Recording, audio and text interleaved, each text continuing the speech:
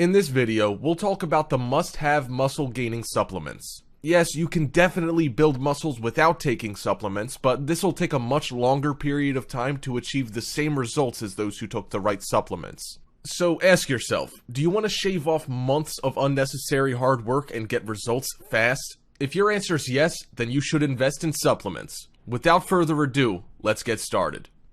Generally, to build up muscle, it's still better to achieve it through diet and exercise, while supplementation should only be used for additive effects. Nonetheless, it shouldn't be pushed aside, as supplements are still generally used for health and building muscle. Foods are usually insufficient for anyone that's looking to gain muscle in the fastest manner. The best option is to take in the right supplements that your body needs. The top 3 most used supplements are creatine, vitamin D, and omega-3 supplement from fish oil.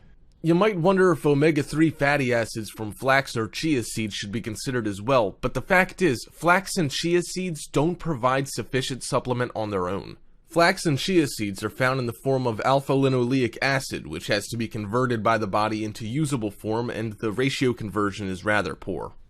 Number 1. Creatine. Creatine is a molecule produced in the body where it stores high-energy phosphate groups in the form of phosphocreatine, or creatine phosphate. Creatine supplementation confers a variety of health risks, notably neuroprotective and cardioprotective. It's usually used by athletes to increase both power output and lean mass. There are various types of creatine, and creatine monohydrate is the most affordable and most effective.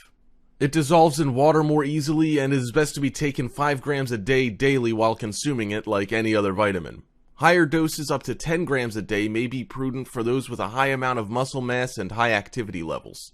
Stomach cramping can occur when creatine is supplemented without sufficient water. Diarrhea and nausea can occur when too much creatine is supplemented at once, in which case doses should be spread out over the day and taken with meals. Number 2. Vitamin D is a fat-soluble nutrient, and it is one of the 24 micronutrients critical for human survival. The sun is the major natural source of the nutrient, but vitamin D is also found naturally in fish and eggs, while it is also present in dairy products. Supplemental vitamin D is associated with a wide range of benefits, including increased cognition, immune health, bone health, and well-being, while reducing the risk of cancer, heart disease, diabetes, and multiple sclerosis. People deficient in vitamin D may also experience increased testosterone levels after supplementation, which can be remedied where the body produces vitamin D from cholesterol, provided there is an adequate amount of UV light from sun exposure. Most people are not deficient in vitamin D, but they don't have an optimal level of vitamin D either. Due to the many health benefits of vitamin D, supplementation is encouraged if optimal levels are not present in the body. The recommended daily allowance for vitamin D is currently set at 400 to 800 international units a day, but this is too low for adults. The safe upper limit in the United States and Canada is 4,000 IU a day, but research suggests that the true safe upper limit is 10,000 IU a day. As vitamin D is fat-soluble, it has to be taken with a fatty acid that can serve as a transport, and it should be taken daily with meals or a source of fat like fish oil. It's best to be taken earlier in the day, as it may disrupt sleep pattern if taken later in the evening. Before we proceed to the third top supplement, let me share with you some supplement facts of vitamin D. Vitamin D deficiency is relatively common in athletes and is associated with muscle weakness and atrophy, specifically type 2 muscle fiber atrophy. Skipping out on this vitamin is just as bad as skipping out on leg day. Number 3. Omega-3 fish oil. Fish oil is a common term used to refer to 2 kinds of omega-3 fatty acids, eicosapentaenoic acid and docosahexaenoic acid, and they're usually found in fish, animal products, as well as phytoplankton. Fish oil is recommended as a source of these omega-3 fats, as it's the cheapest and most common source of them.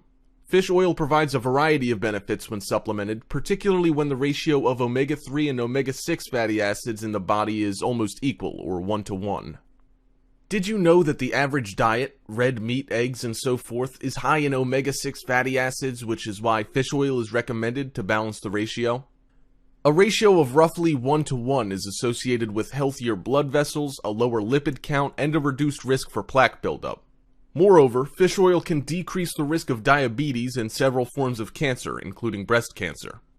Fish oil works primarily through eicosanoids, which are signaling molecules, and a proper ratio of omega-3 to 6 fatty acids will influence which eicosanoids are released in response to stress.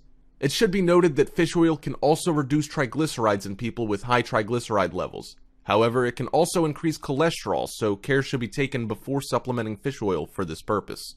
Fish oil doses vary depending on the goal of supplementation. As for general health, 250 milligrams of combined EPA and DHA is the minimum dose and can be obtained via fish intake. Supplement facts.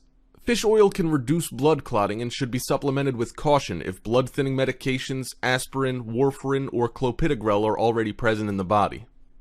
Next, we'll talk about lists of foods and supplements to avoid. When it comes to determining what food you should and should not eat, the only significant point is that calories matter more than specific foods. Adequate macro and micronutrition are an essential part of a healthy diet, and nonetheless, proper caloric intake is the most important rule regardless of the source and whether or not the food is natural, whole, clean, or dirty. Preparation is the key to eating healthy. It may sound tricky and complex to prepare. Don't overthink it. Instead, choose food that you enjoy eating and make a balanced meal. Various nutrition studies have indicated that having excess body fat, type 2 diabetes, and increase in weight are resultant from consuming and storing excess calories than one burns. Eating too much of any type of calories, whether from whole food or not, will cause these problems. Generally, the food that you really need to avoid when bulking is junk food and sugary food. Sugars are the main factor that you really need to look out for, as they're present in foods particularly that aren't fresh, frozen, or dried. Additionally, sauces such as pasta sauce, ketchup, and chili sauce contain sugar as well. You should also avoid fruit juices and fizzy drinks. There's various sugar content that you need to look out for as well, and this list below is generally what you need to keep an eye out for.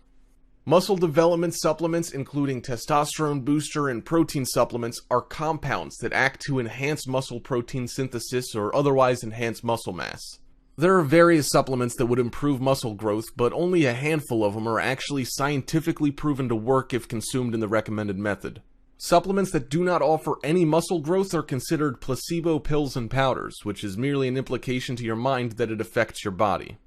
These supplements only give you the psychological benefit, if you believe it works, than any physiological effect. So save yourself from investing in pills and powders that don't work and invest in those that are proven to promote muscle growth.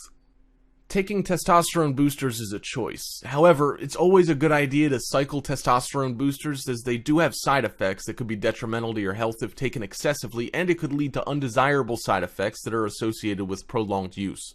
There could be adverse side effects on the testicles, like atrophy, and it may reduce HPTA stimulation over time if used too much. Compounds that act in the hypothalamus can cause symptoms of what people call adrenal fatigue, where the hypothalamus starts to fatigue. There are 3 prime examples of compounds that have been scientifically proven that don't affect testosterone levels, which are Tribulus terrestris, ZMA, and D-aspartic acid. Tribulus terrestris simply doesn't have any factors that would increase testosterone levels, as well as body composition and improving exercise performance. ZMA is a combination of zinc, magnesium, and vitamin B6, which is in the same line with Tribulus terrestris. People who are deficient from zinc and magnesium would benefit for their overall health, but not for increasing testosterone level. The least ZMA could do is removing micronutrient deficiency that is suppressing testosterone production.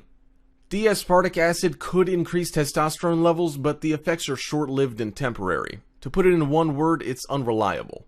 There are various scientific studies that have been conducted to determine if increasing testosterone levels could help with boosting muscle gains. The results pretty much show that no matter how high you increase your testosterone levels, it wouldn't help boost muscle building compared to consuming proper diet meals and viable supplements.